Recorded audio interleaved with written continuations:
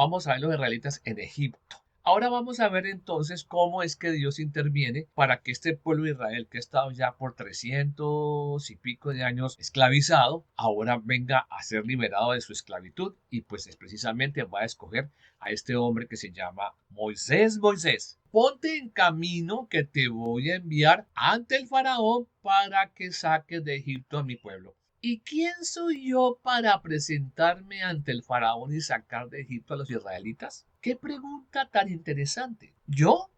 No, yo no soy nada, yo no soy nadie. ¿Qué le diría usted a Dios si le llama para hacer una tarea? Aquí comienza entonces la historia de Moisés actuando a la manera de Dios. Dios ahora manda a Moisés y a Aarón ante el faraón y le dicen así: así dice el Señor Dios de Israel, deja ir a mi pueblo para que me celebre fiesta en el desierto. Óigalo. Pero Faraón dijo: ¿quién es el Señor para que yo escuche su voz y deje ir a Israel? Desafiar a Dios va a traer consecuencias, y aquí entonces van a comenzar una serie de consecuencias para el faraón y para los egipcios. Pues ahora que el faraón ha dicho que no y que no, vamos a ver unos hechos maravillosos, o como le hemos llamado normalmente las plagas. Vamos a ver 10 plagas que van a estar allí precisamente haciendo el contraste entre el poder hacia los egipcios y el amor hacia los israelitas.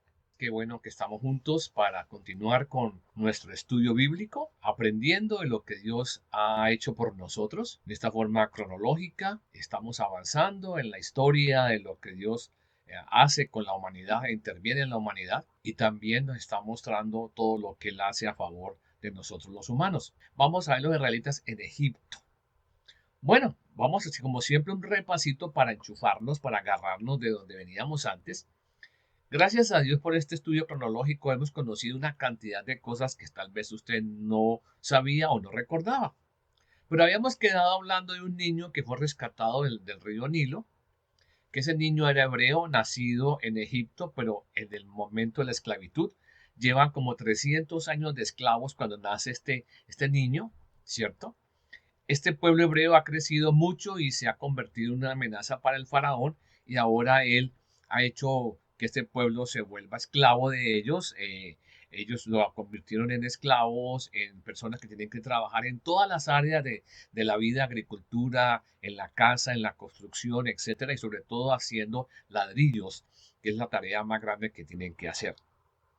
En todo esto nace este niño que se va a llamar Moisés, y pues como ya sabemos es adoptado por la hija del faraón, y ahora él ha crecido como un faraoncito allá en el palacio, pero un día quiere salir a mirar qué pasa con la gente que está a su alrededor, porque él sabe que los que están trabajando muy duro y que están esclavizados son sus hermanos los israelitas, y deseando ayudar a su manera, mata a un egipcio y lo esconde en la arena, y ahí tenemos una gran dificultad con este hombre, ¿verdad? Moisés, queriendo actuar a su manera, queriendo ayudar a los hebreos, a los israelitas, mata a un egipcio. Aquí se ve la intención que él tiene de ayudar desde su perspectiva, y tal vez pensando que en su posición que tenía como faraoncito, pues las cosas van a salir diferente. Pero resulta de que ahora es totalmente adversa la situación. Todas las cosas que hacemos a nuestra manera salen a veces muy fatales, y en este caso la de Moisés fue bastante fatal, porque de faraoncito ahora va a ser un reo que tiene que salir huyendo del palacio, ¿cierto? Tiene que huir hasta Madián, y usted ya conoce el mapa, esa distancia es demasiado lejos, y él sale corriendo porque el faraón está ahora buscándolo, porque ya conoce de que es un asesino, y fuera de eso que está a favor de los esclavos. Entonces, mm, la clase dirigente, el faraón no quiere que los esclavos tengan ninguna clase de beneficios de ninguna manera. Moisés ya tiene en su corazón cómo o buscar alguna manera de evitar el sufrimiento a sus hermanos, pero lo que hace es pues fatal, ¿cierto? No le da el resultado que espera, sino que al contrario ahora le toca que salir huyendo, y se va a un lugar muy lejos para que le pasen cosas muy interesantes. Ahora vamos a ver entonces cómo es que Dios interviene para que este pueblo de Israel, que ha estado ya por 300 y pico de años esclavizado, ahora venga a ser liberado de su esclavitud y pues es precisamente va a escoger a este hombre que se llama Moisés. En Éxodo capítulo 2, versículos del 23 al 25, yo les dije a ustedes que leyeran capítulo 1, capítulo 2, capítulo 3 y capítulo 4, que es lo que vamos a trabajar precisamente hoy. En todo este proceso ya habíamos visto la primera parte del capítulo 1 y parte del capítulo 2, pero aquí entonces continuamos ahora diciendo así. Y aconteció que pasado mucho tiempo, murió el rey de Egipto y los hijos de Israel gemían a causa de la servidumbre y clamaron y, y su clamor a causa de su servidumbre subió a Dios. Dios oyó su gemido y se acordó de su pacto con Abraham, con Isaac y con Jacob. Y miró Dios a los hijos de Israel y Dios los tuvo en cuenta. Es interesante cómo el escritor bíblico de ese momento histórico hace como que a Dios se le olvidan las cosas. Nosotros sabemos que no, pero recuerde que es la cosmovisión del escritor bíblico en ese momento que está haciendo esta narración. Y ahora voy a hacer otra salvedad también del escritor bíblico para que nos quede muy claro lo que está pasando. La palabra Éxodo, que es el título del libro que estamos leyendo ahora, significa salida. Los israelitas están clamando a Dios a causa de su esclavitud y su duro trabajo.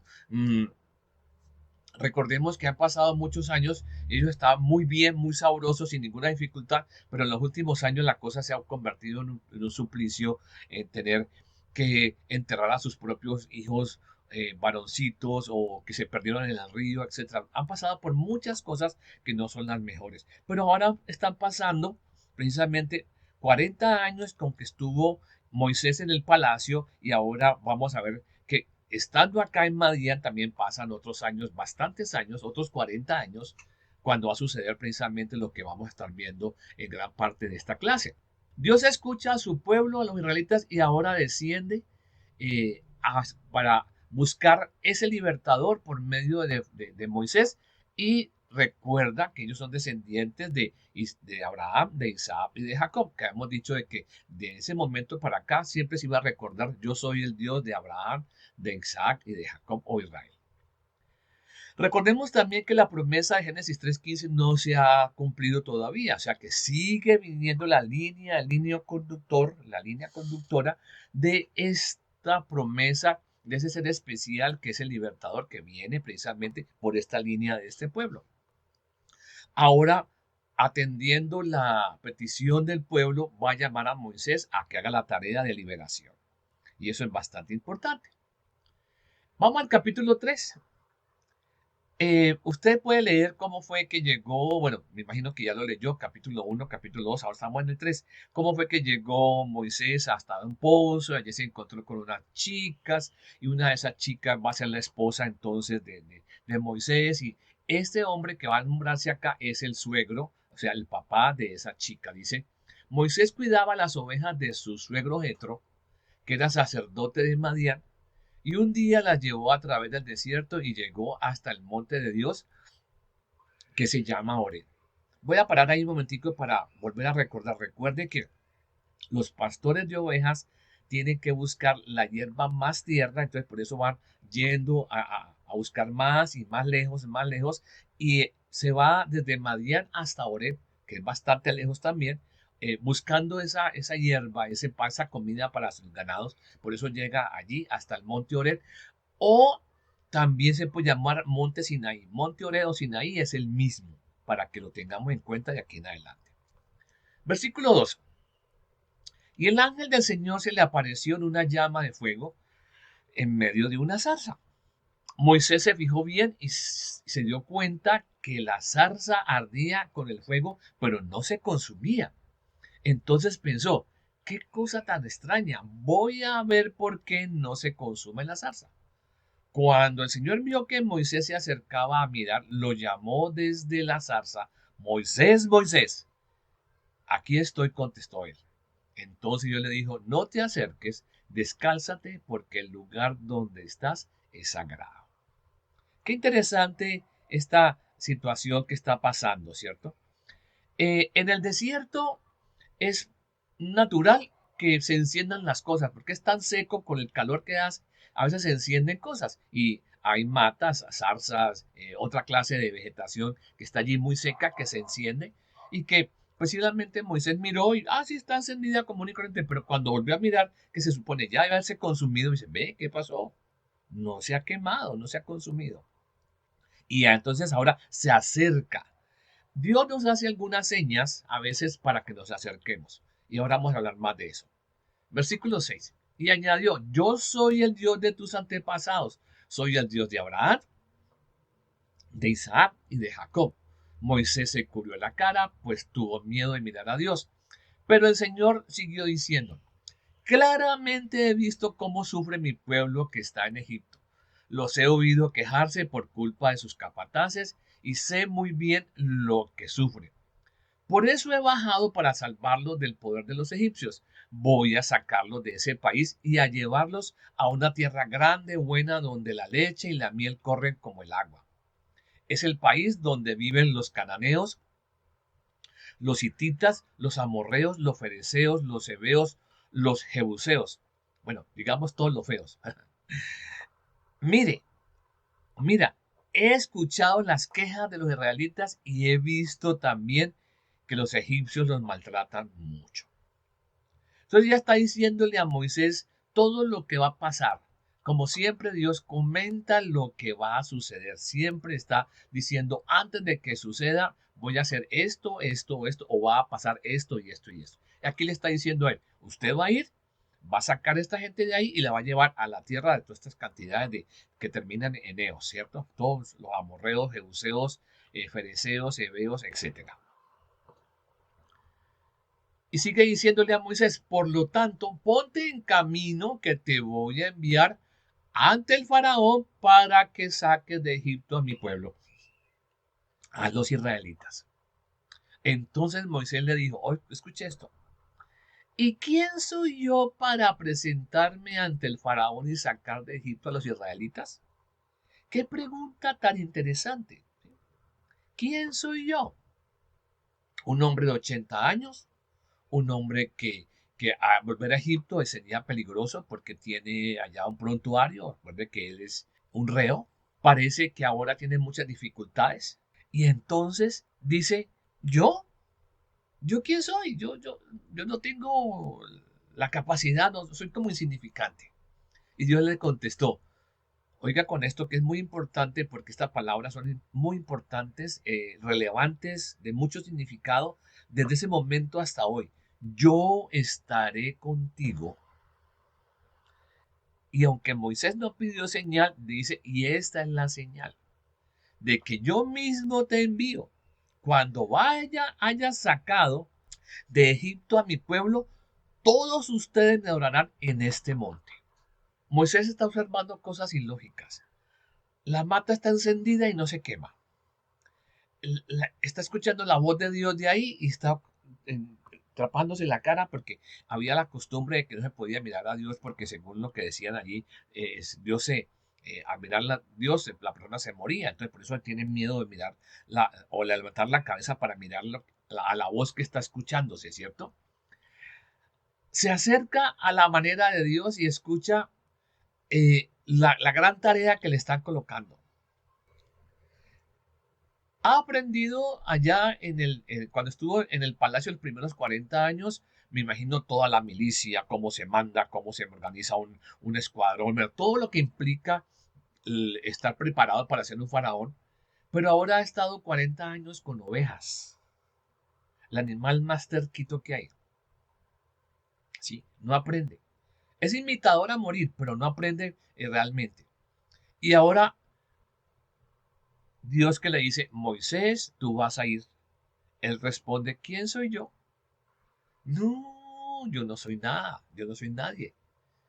Yo tengo miedo de ir, posiblemente también pudo haber dicho. Recordemos que Moisés ha tratado de ayudar a su manera y eso hace que ahora él piense, pues yo ya ayudé y no resultó, ahora que voy a ir ya más viejo, ya con 80 años, ya que voy a hacer por allá. Y es muy interesante lo que está sucediendo aquí. Moisés a su manera mató a un enemigo y ahora será diferente porque es a la manera de Dios. Dios es quien llama y Dios es quien guiará todo. A veces nosotros tendremos esa pregunta o esa invitación de Dios. Hey, Julanita, Julanito que está conmigo en esta noche aquí, o los que están escuchando por nuestro canal, esta clase, ¿qué le diría usted a Dios si le llama para hacer una tarea grande como esta para Dios? Julanito, yo quiero que usted haga para mí tal cosa. De pronto contestaríamos igual que Moisés. ¿Y yo qué? ¿Yo con quién soy? Déjeme decirle que cuando Dios llama a alguien para hacer una tarea es porque sabe que está capacitado. ¿Se acuerdan cuando le dijo a Noé, hágame un barco así, así, así, así? ¿Por qué se los manda a hacer? Porque sabía que Noé tendría la capacidad de hacer las cosas que él estaba pidiendo. Porque Dios no va a mandar a nadie que no esté capacitado en una tarea. Número uno. Y la dos, que tal vez es más relevante, es solamente va a utilizar a los que son sus hijos, o sea, a los que le creen que lo que él dice es verdad y se cumple. Porque todo lo que hemos visto hasta acá son tareas titánicas. Esta que va a hacer Moisés es muy grande. Sacar toda una cantidad de gente que son como, la Biblia solamente cuenta los varones, contaron como 600,000. Entonces imaginen que eran como 2 millones de personas que va a tener que sacar de Egipto. Entonces, el asunto es grande. Pero él está por acá en Oreb, está lejísimo todavía de Egipto. Entonces está en ese dilema en su cabeza. Aquí está la gran diferencia en lo que va a pasar, porque la manera humana de Moisés ya no va a funcionar, sino que va a ser la manera de Dios. Y Dios, como es todopoderoso, podemos utilizar todo lo que él es. Aquí comienza entonces la historia de Moisés actuando a la manera de Dios. No de buena gana, porque va a colocar una cantidad de objeciones, va a colocar cantidades de excusas, va a colocar, si usted ha leído o si no, le invito a que lea el capítulo 3 y 4 para que se dé cuenta todas las formas como Moisés trata de hacer que no quiere hacer la tarea. ¿Sí? Pero observemos que la palabra de Dios dice, yo estaré contigo. Querida amiga, amigo que está conmigo en esta clase, esas palabras siguen vigentes para todo aquel que Dios quiere que hagamos alguna tarea o que tengamos una relación con Él. Dice, yo estaré contigo. Muy importante que la tengamos, muy, muy, muy relevante esa palabra para nosotros. Lo más interesante es que Moisés no pide señales como tal vez nosotros nos hemos acostumbrado a pedir señales, ¿cierto? Sino que Dios le va a decir una señal bien rara, ¿sí? Nosotros colocamos señales aquí, que si viene la chica con la blusa de flores rojas, es porque esa va a ser mi novia, va a ser mi pareja para toda la vida. No sé. Colocamos así una serie de señales, ¿cierto? Pero aquí el que pone la señal es Dios. Quien puso la señal es Dios. Y mire este versículo 12. Y le dijo, ciertamente yo estaré contigo. Y la señal para ti de que yo soy el que te ha enviado será esta. Cuando hayas sacado al pueblo de Egipto, adoraréis a Dios en este monte. O sea, vas a ir y cuando estés de regreso aquí es que va a estar convencido de que yo sí estuve contigo. Entonces imagínese usted cómo la ve. ¿Cómo se sentiría usted con esa señal? Una señal que es una utopía. Tengo que primero pasar por todo el proceso de ir hasta allá, hacer la tarea y venir con ese pueblo hasta aquí. Y cuando estemos aquí adorando a Dios es que es la comprobación de que sí. ¿Cómo se sentiría usted? Volvemos otra vez.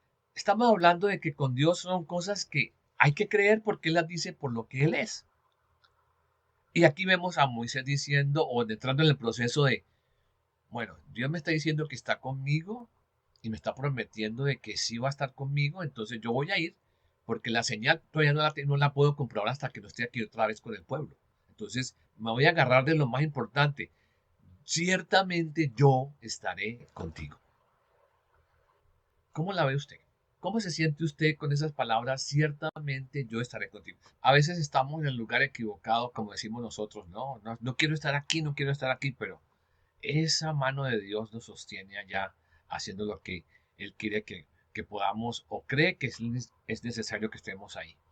Qué importante que cada uno de nosotros nos demos una revisadita, porque a veces nosotros no subestimamos, a veces no nos damos la valoración que realmente tenemos, ¿sí? Y eso es importante revisarlo. Dios siempre da mensajes e indicaciones precisas, claras, porque Él quiere que hagamos las cosas a la manera de Él. Como ya vimos en el caso de Noé, le dio las especificaciones claras para hacer todo lo que habría que hacer. Dios le dice el cómo y específicamente ordena lo que desea. El mensaje es claro y específico en este caso para Moisés. Cumpla solamente lo que yo le digo. Él va a liberar el pueblo. Quien va a liberar el pueblo realmente es Dios. Moisés simplemente es el intermediario entre Dios y Faraón. Y eso es bastante importante tenerlo claro. Allí mismo en ese monte van a adorar a Dios y esa señal va a ser muy importante para el pueblo cuando veamos en la próxima clase todo lo que va a pasar allí precisamente en ese lugar. Moisés tiene muchas objeciones, dice que tiene problemas para hablar, dice muchas cosas, no las voy a decir porque están en el capítulo 3 y 4 para que lo lea por favor. Y entre una de esas objeciones o una de las preguntas que está haciéndole a Dios hace la siguiente. Entonces Moisés le dijo a Dios, he aquí si voy a los hijos de Israel y les digo, el Dios de vuestros padres me ha enviado a vosotros, tal vez me digan, ¿cuál es su nombre? ¿Qué les responderé? Y Dios le dijo a Moisés, yo soy el que soy.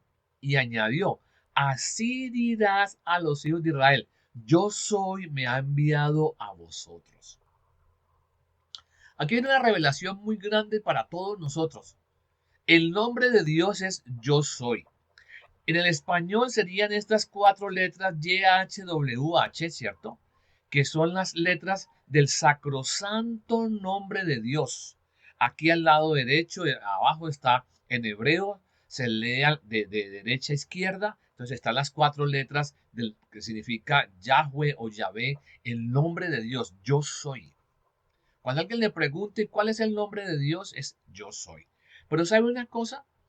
Que ese nombre está encerrando todos los atributos de Dios, el que siempre ha existido, es el creador, el que siempre está, que es un eterno presente. Pero dice, yo soy el que soy, aquí estoy. Y entonces eso es muy importante tenerlo claro. Fuera de eso, por ejemplo, este nombre de estas cuatro letras del yo soy, los israelitas no lo nombran, no lo tocan, porque es el nombre santo, santo, santo de Dios. Ellos le dan otra cantidad de nombres como Adonai, Elohim, ¿cierto? Y otros nombres en hebreo, u otros nombres que tienen que ver con la experiencia que tienen con Dios, ¿sí? Pero el nombre este yo soy no se toca, casi no se toca, muy, muy escasamente se toca el nombre del yo soy, porque es el nombre santo, único, especial, el más significante, que es el nombre de Dios. Ahora, no se olvide de ese yo soy porque más adelante también será muy importante. Hemos visto varias palabras que yo he dicho, por favor no se olviden de ellas porque estas dos palabras, yo soy, va a ser muy importante para más adelante. Entonces ahora no tiene ninguna excusa, ya sabe cómo decirle a las personas que el yo soy me ha mandado, porque a veces tener un nombre como que ayuda, ¿no? A veces tener un nombre es como determinante para que la gente diga, ah, sí, sí, sí, es que lo mandó fulanito de tal, ah, sí, sí, sí, sí. Esa es como la idea que tiene Moisés de que los israelitas le crean lo que él está yendo a decirle. ¿Por qué? Porque Moisés no ha estado durante 40 años, ¿sí? Recuerden eso. Ha estado lejísimo. Va a llegar ahora como extraño a decir, venga, aquí me mandó Dios a sacarlos de Egipto. Oigan a este que nos mandó Dios. ¿Qué? ¿Quién? ¿Quién? ¿Cómo es? Ahora, aunque los hebreos crean en Dios, es posible que tengan esa gran dificultad que también Moisés está cayendo en cuenta de que ellos la puedan tener, de pensar que, bueno, si Dios si es el yo soy, ¿por qué estamos esclavizados? ¿Por qué no ha hecho nada todavía? No sé cuánto. Todo eso está ahí en la mente. Recuerde que estos personajes bíblicos son tan humanos como usted y como yo. Dios le sigue diciendo a Moisés, así dirás a los hijos de Israel, el Señor, el Dios de vuestros padres, o sea que le está recordando lo que ellos ya saben, el Dios de Abraham, el Dios de Isaac, el Dios de Jacob, me ha enviado a vosotros. Este es mi nombre para siempre. Con él se hará memoria de mí de generación en generación. Aquí está dejando claro la importancia mayúscula que tiene este nombre de yo soy. Y téngalo muy en cuenta porque será de gran oportunidad cuando lo recordemos por allá más adelante en otras clases. Dios les recuerda lo que ellos han conocido porque recuerde que los hebreos a sus hijos les van a enseñar esto de Dios, de qué ha pasado con las historias de Abraham, de Isaac, de Jacob y las historias anteriores de la creación, etc. Esas historias se están contando de los padres a hijos y entonces todos los niños hasta cierta edad van a conocer esto. Además, van a estar en este recordatorio casi siempre, además también el hecho de ahora que se sienten en suplicio, en la esclavitud, en la sensación de cansancio total de todos los días tener que hacer lo mismo y no hay descanso ni reposo. A veces ni pueden descansar de lo cansados que están. Que venga ahora este nombre maravilloso, decirles, el yo soy está aquí. Bueno, Dios sigue dando instrucciones a Moisés y vamos a ver que ya llega el momento de presentarse entonces ante el rey. Capítulo 5. Por favor, lea la historia desde el capítulo 1 hasta el 7. Vaya, continúe para que tenga toda la cosmovisión.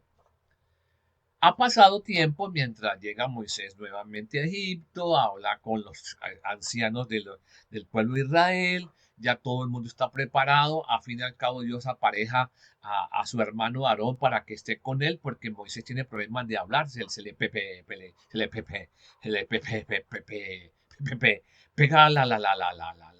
la lengua, entonces quien va a hablar por él va a ser Aarón. Ahora, yo dije ahora, hace un ratico, Dios va a colocar a Moisés delante del faraón como que fuera un Dios con D minúscula. Dios con D minúsculas. Porque el faraón se cree Dios. Porque tiene sus magos, su poder, todo el reino. Él se cree un Dios. Entonces va a aparecer ahora humanamente como faraón como un Dios y Moisés como Dios, ¿cierto? Pero lo que no sabe el faraón es que quien está detrás de Moisés es el Dios todopoderoso, el gran yo soy. ¿Sí? Y eso tengámoslo en cuenta porque es importante en el asunto. Ahora, yo les dije que le iba a dar una explicación del escritor bíblico, que ya hice una, hago esta otra. Los primeros libros de la Biblia y aún hasta los profetas, muchos de los profetas, la connotación del mal no se sabía de dónde venía. ¿Sí? Entonces los escritores bíblicos y la forma del pensamiento humano de toda la gente, ¿sí? Era que el bien y el mal vienen de parte de Dios. ¿Sí? Por eso usted va a leer ahora, vamos a leer ahora, que aparecen frases como esta de que y Dios endurecía el corazón del faraón. Entonces, si uno lee eso, dice, pero hay una contradicción.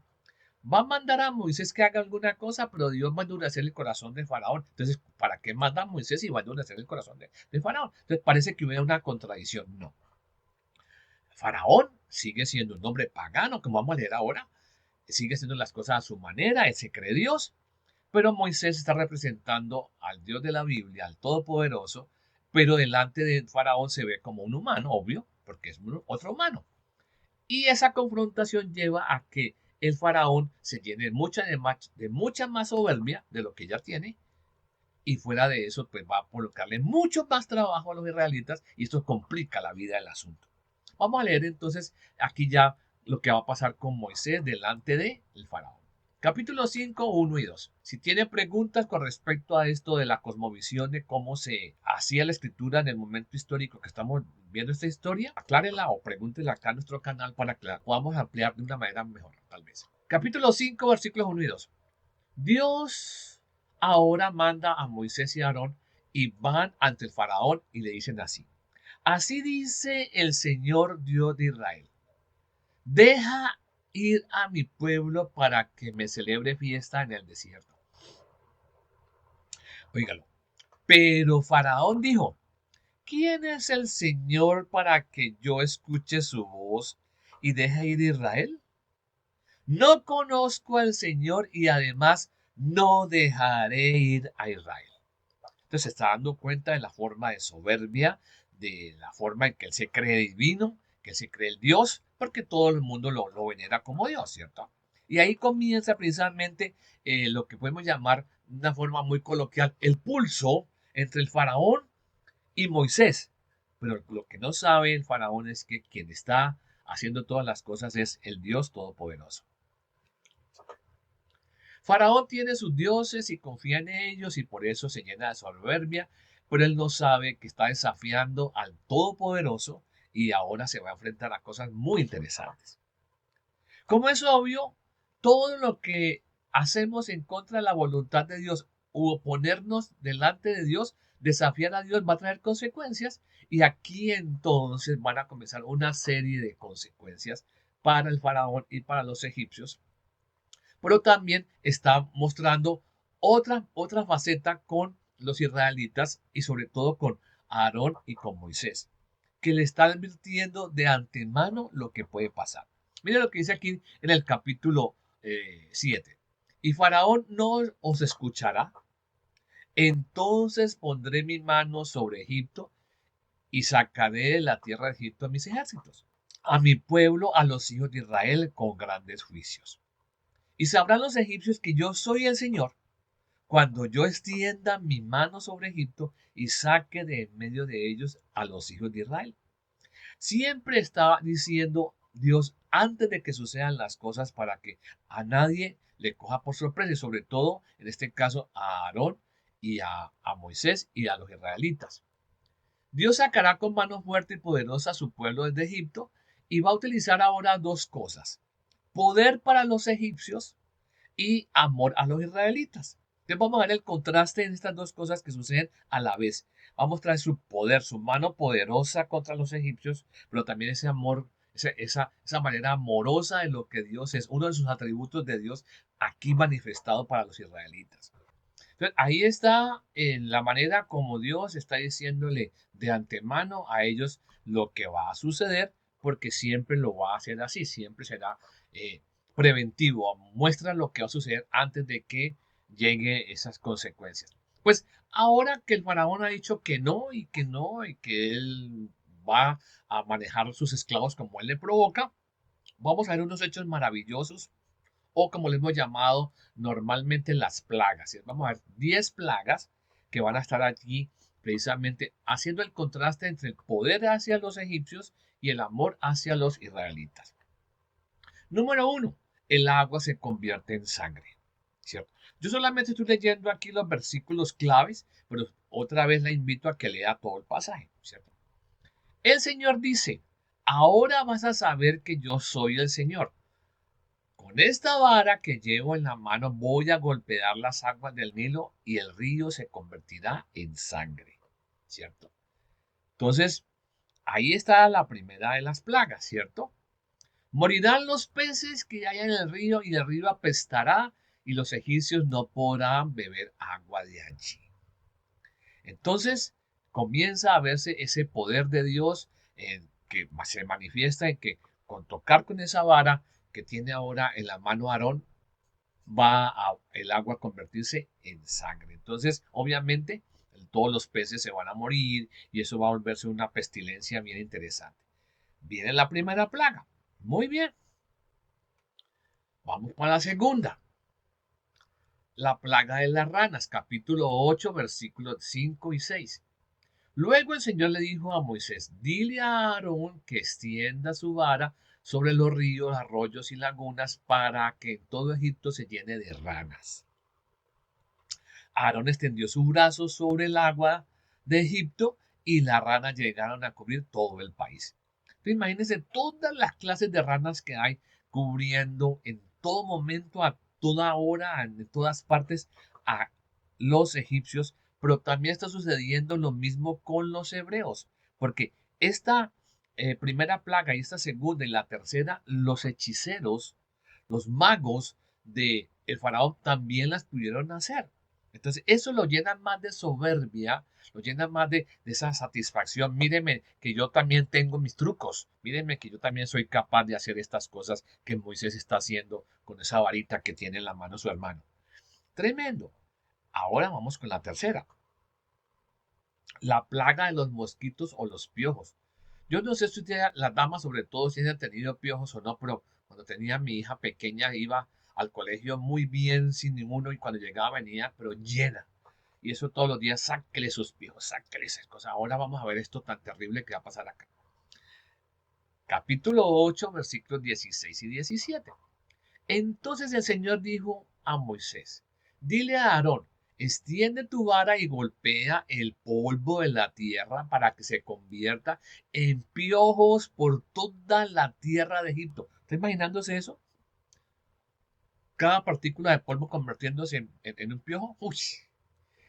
Así lo hicieron. Aarón extendió su mano y con su vara golpeó el polvo en la tierra y hubo piojos en hombres y animales. Todo el polvo de la tierra se convirtió en piojos por todo el país de Egipto. ¿Se puede imaginarse eso cómo sería? Tremendo. Y el faraón, más terco, más soberbio, no los dejo salir, no pueden ir a adorar a Dios en el desierto, no, señor. Pero aquí en la cuarta de las plagas va a suceder algo bastante importante.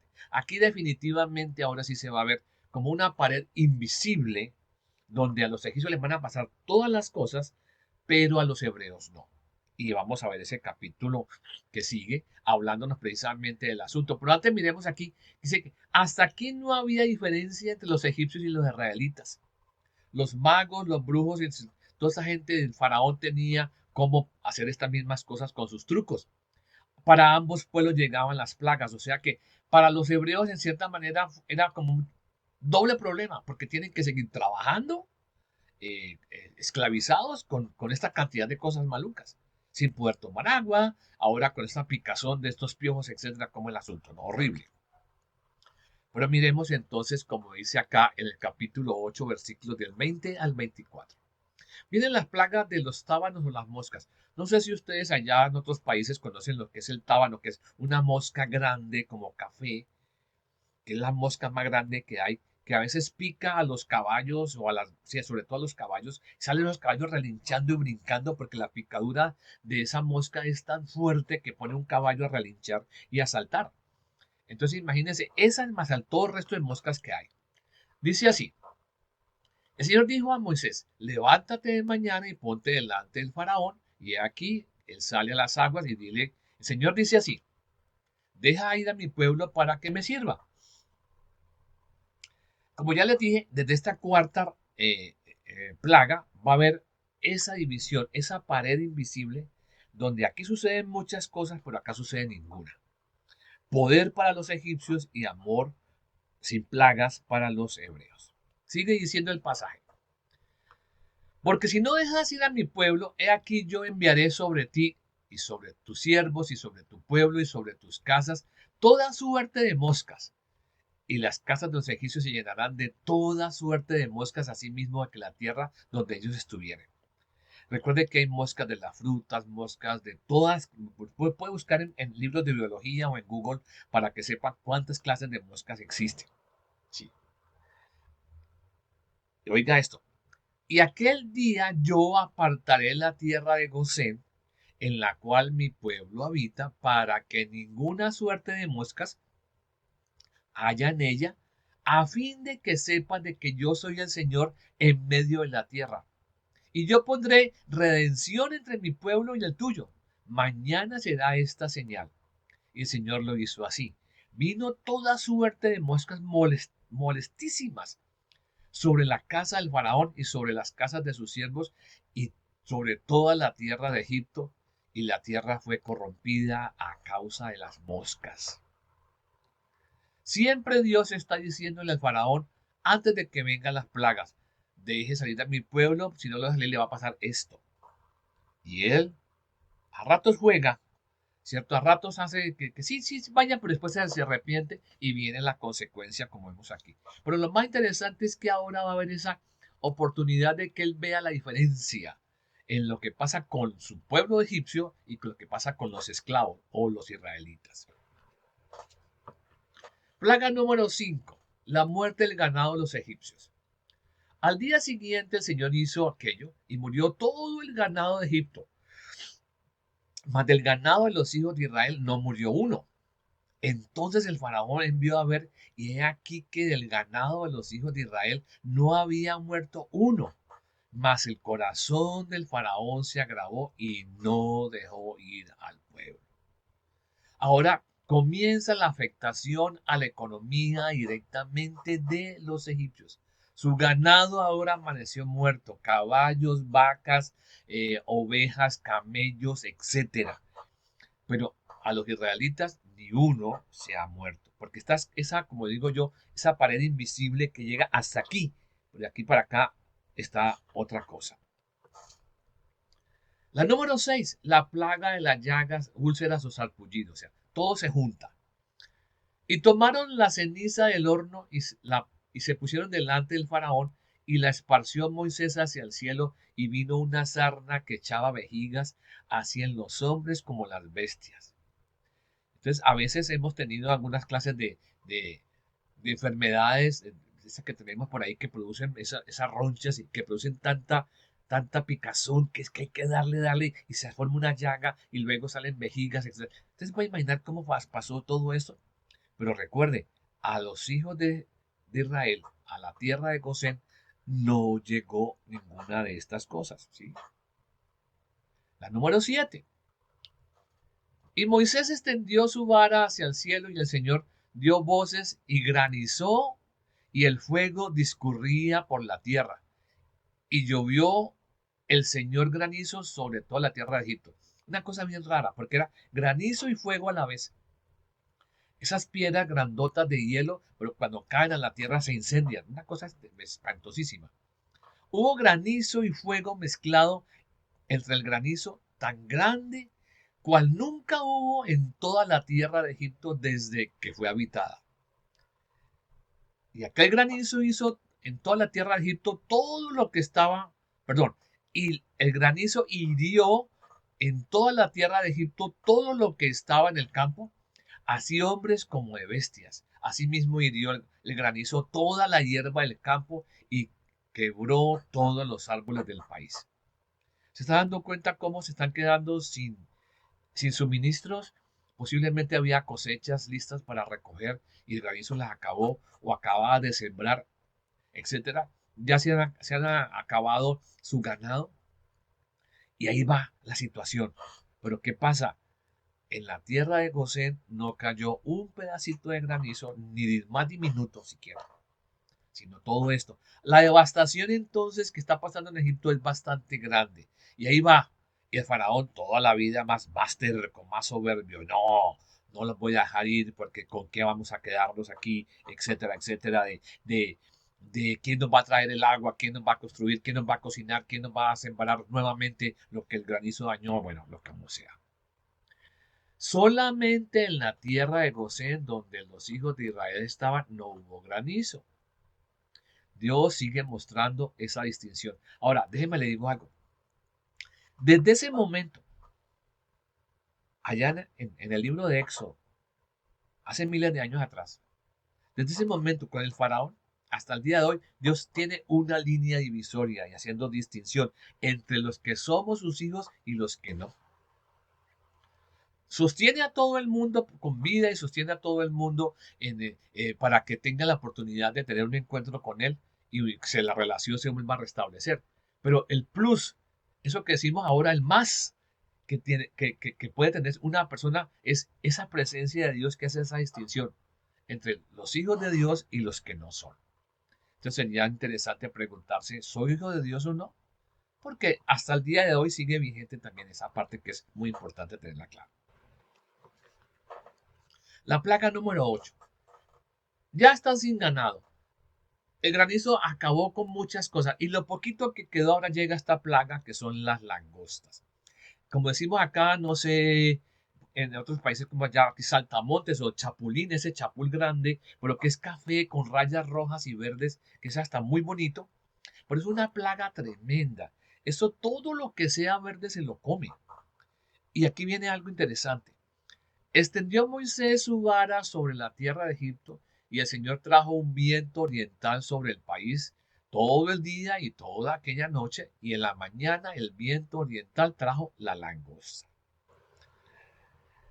Miles. Bueno, usted puede imaginarse un campo verdecito, todo perfecto, y se llega esta plaga y cae encima y cuando levantan el vuelo, la tierra está sin nada verde. Es como que hubiera arrancado todo la tierra física. Entonces, lo poquito que quedó del granizo ahora llega a semejante cuestión de estas plagas y Faraón no quiere soltar, no quiere sacar, dejar que los hijos de Israel vayan a adorar a Dios. Sino que al contrario, están pidiendo salir, entonces les voy a colocar más problemas, más carga, tienen que entregar más ladrillos, no sé qué. Entonces, la situación para Moisés no es fácil, porque lo que se supone daría alguna salida, se le complica porque los israelitas, no, déjenos aquí, mire que desde que usted llegó se nos ha complicado más la vida, en lugar de ayudarnos, mire que ahora tenemos más problemas, aunque en la tierra de Gosén no hubo langostas, no hubo nada de lo que hemos visto que les ha pasado a los israelitas, ellos siguen todavía con esa sensación de que a veces, como decimos nosotros acá muy coloquialmente, cuando va a amanecer es que se pone más oscuro, ¿cierto? A veces cuando llega la situación más difícil es porque inmediatamente viene la salida. Y aquí le está pasando algo a los israelitas exactamente igual.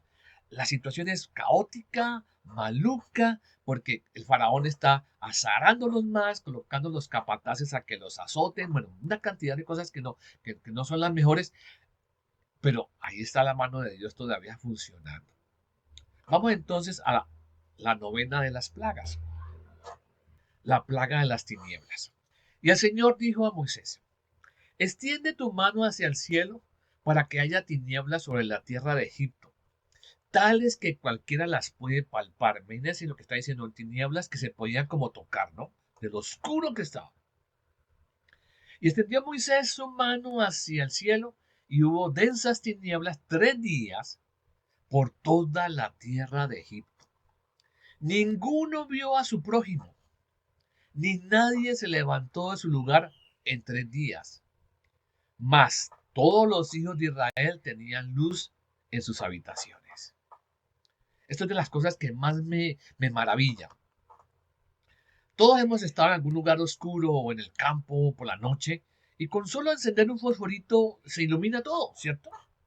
Pero aquí, esa pared invisible que yo estoy diciendo acá está oscuro, oscuro, oscuro que se puede tocar y acá hay luz.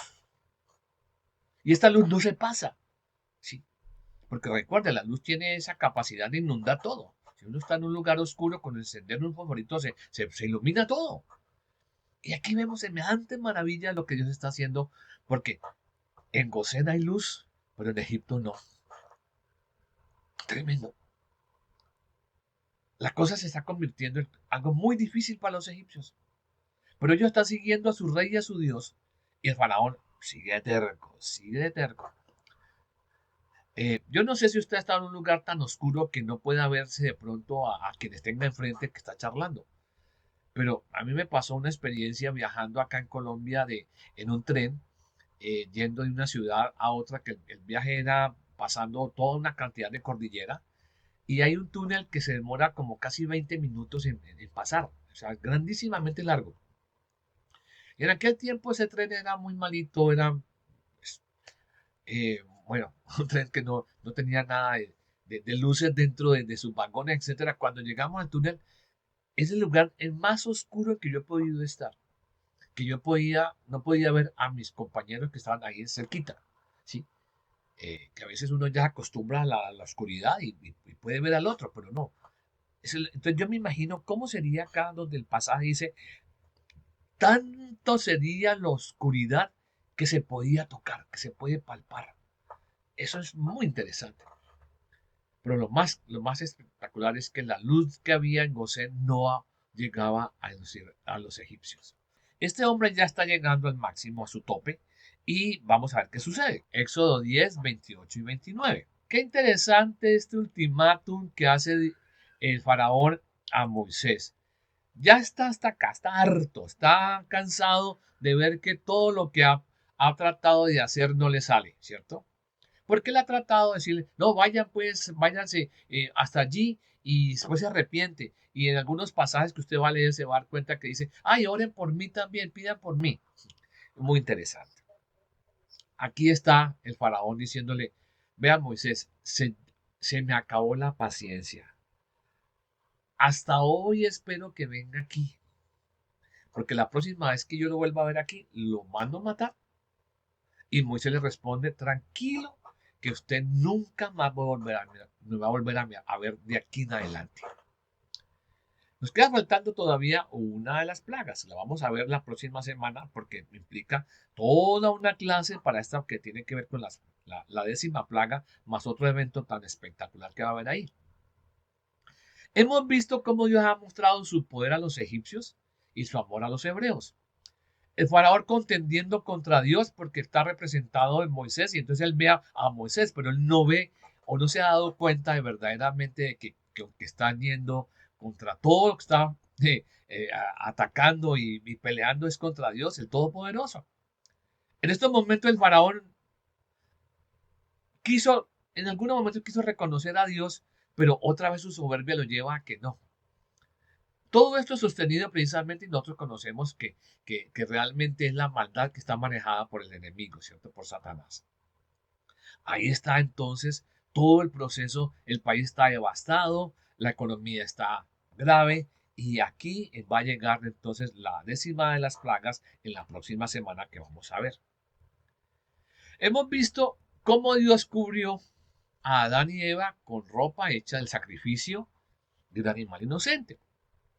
Hemos visto cómo Abel fue aceptado por Dios junto con su ofrenda porque sacrificó como debería ser, con sacrificio y sangre. Noé vivió de acuerdo a la voluntad de Dios y por eso se salvó entrando en el arca por la puerta como provisión de Dios. Dios proveyó el carnero sustituto en lugar de Isaac, bendiciendo la fe de Abraham, que se mantuvo hasta el último momento, hasta el extremo. Ahí vemos Dios haciendo todas las cosas. Dios llevando las cosas para que sucedan las cosas como Él espera y vemos los humanos acudiendo, aceptando y tomando en cuenta lo que Dios les ofrece y han podido seguir en el proceso como lo vemos hasta ahora. Por eso desde ese momento hasta acá sigue un hilo conductor que vemos ahora que estamos a puertas de la última de las plagas. Qué importante que nosotros estemos pensando y de pronto echando un poquito espejo retrovisor, mirando hacia el pasado, cómo Dios ha estado en su vida. ¿Sí? Porque aquí lo estamos viendo que están ocurriendo eventos donde Dios está, Dios está, Dios está, Dios está. Sigue siendo entonces ese gran yo soy que Él dice que es, ¿verdad? Entonces, qué relevante, qué significante es este punto para nosotros. Ojalá que sí. Vamos a ver entonces las respuestas o las preguntas de cimentación. ¿Podría Moisés y los israelitas liberarse por ellos mismos? ¿Ustedes qué piensan? No podía ni Moisés como él solo, ni los israelitas. Recuerden, Moisés llega como un extranjero prácticamente después de 40 años. Y los israelitas estaban tan esclavizados que no tenían la oportunidad ni siquiera de pronto de juntarse para hacer como un meeting, para hacer como una protesta, por decirlo de alguna manera. Y tampoco tenían armas.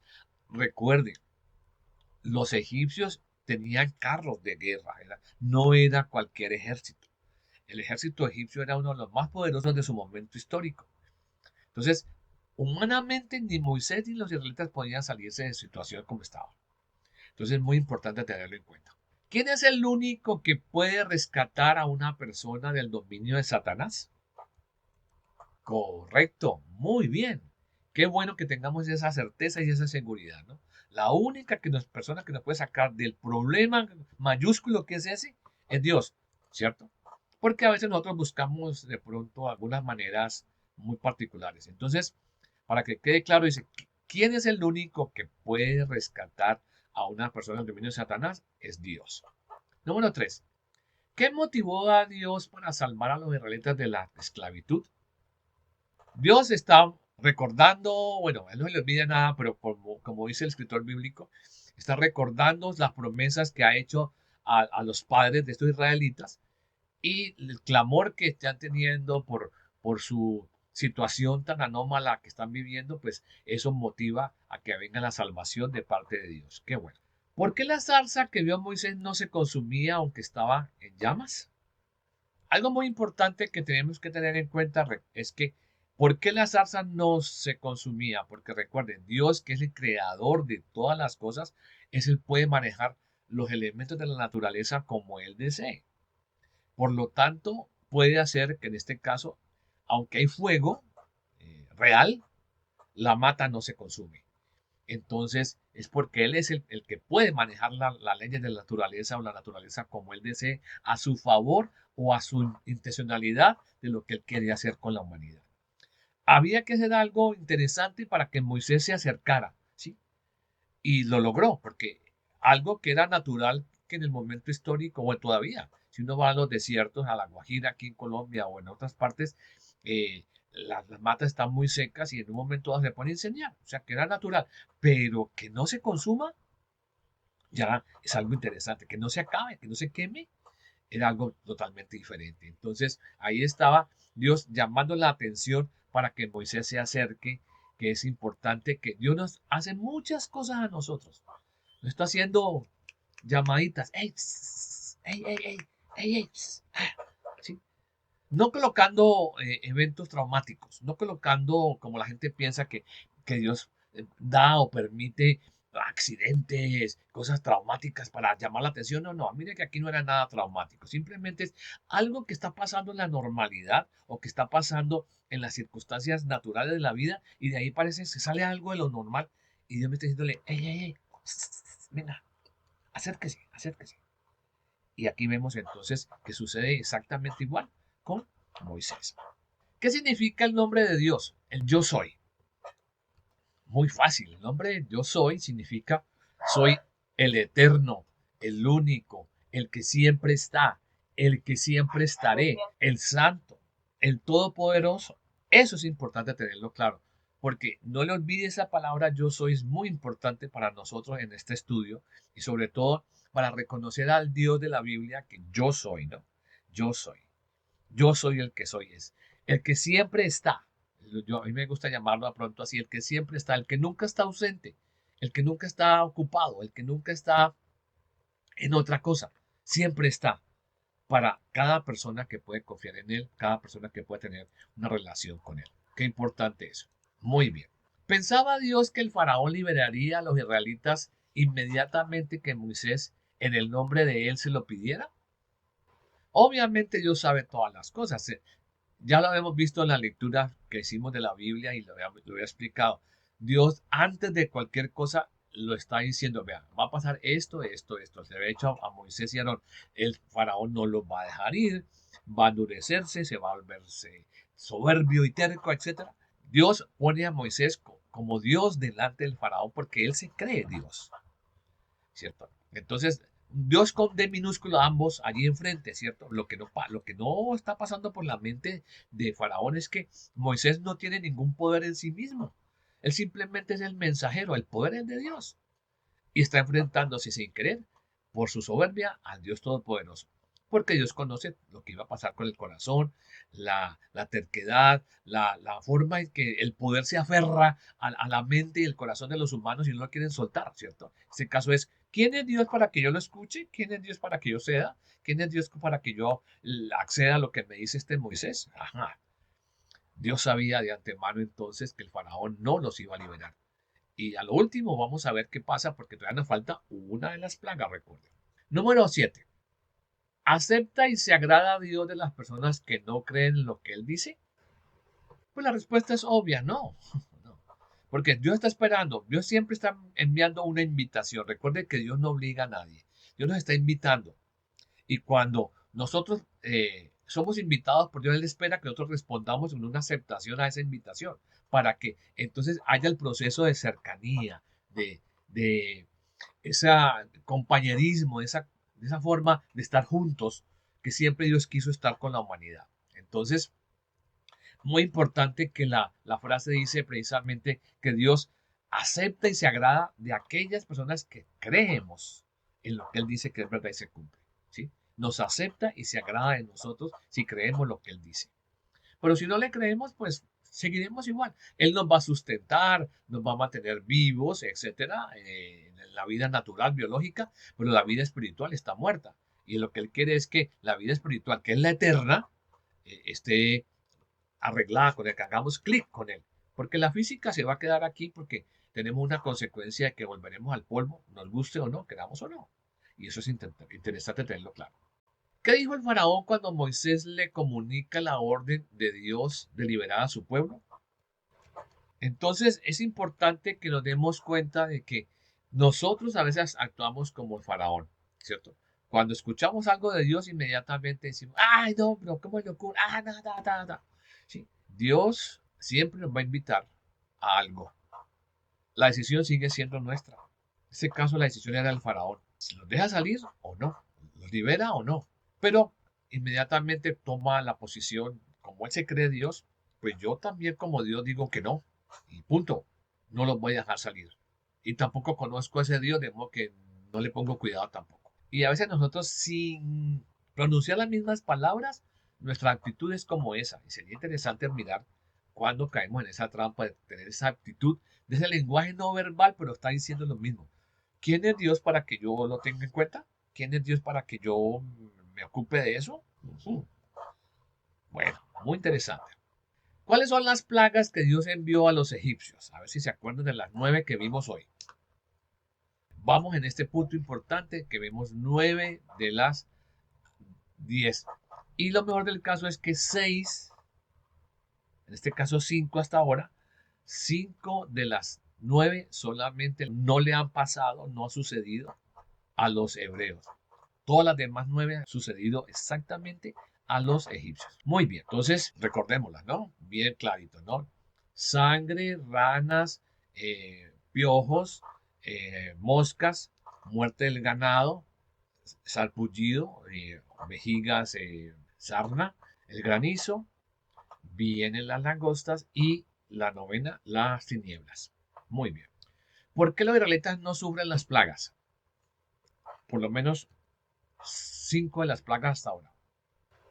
Porque Dios está anunciando desde antemano que hay una distinción entre su pueblo y los egipcios. Y desde ese momento hasta hoy esa distinción continúa.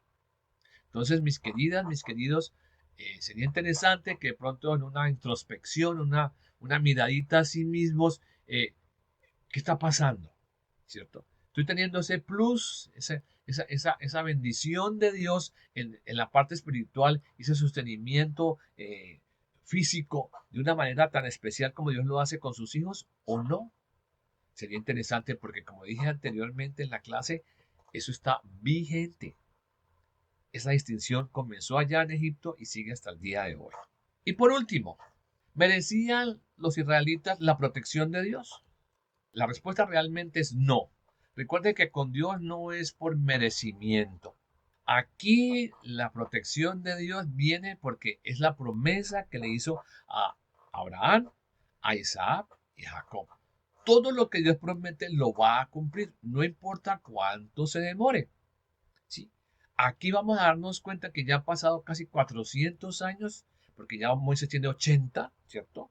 Está allí en ese proceso y venía como 300 años atrás. O sea, casi 400 años han pasado desde esa promesa ya de Abraham hasta aquí. Pero a Dios no se le olvida nada, sino que cuando Él dice algo, lo va a cumplir. No merece, porque no es el mejor pueblo, no es la mejor gente, ¿sí? Es un pueblo esclavo, es un pueblo que ha aprendido muchas mañas, ha aprendido muchas cosas, como lo vamos a ver después, pero por hacer honor a sus promesas, de su palabra, está haciendo su tarea de que va a rescatarlos de allí para llevarlos a la tierra prometida, a lo que le había prometido también a Abraham, a Isaac y a Jacob. Entonces ahí está la clase de forma como Dios va a liberar precisamente a estos israelitas por lo que ya ha prometido a sus antepasados. Muy bien, aquí terminamos la clase del día de hoy. Si hay preguntas o comentarios, ese es el momento. Le invito a que para la próxima semana, entonces, por favor, lea el capítulo 12 de Éxodo. Capítulo 12 de Éxodo, vamos a estar allí centrados en ese capítulo 12 de Éxodo. Muy importante para nosotros eso que va a pasar allí con los israelitas, allí todavía en Gosén, allí todavía en Egipto. Falta todavía una de las plagas, pero para que usted tenga esa visión total, leas el capítulo 12 de Éxodo, por favor. Recuerde dejar sus preguntas, sus comentarios, sus inquietudes, etcétera, allí en nuestro canal. Y qué bueno que se pueda suscribir y que expanda este mensaje a muchas personas. Que Dios les bendiga y nos vemos dentro de 8 días. Chao.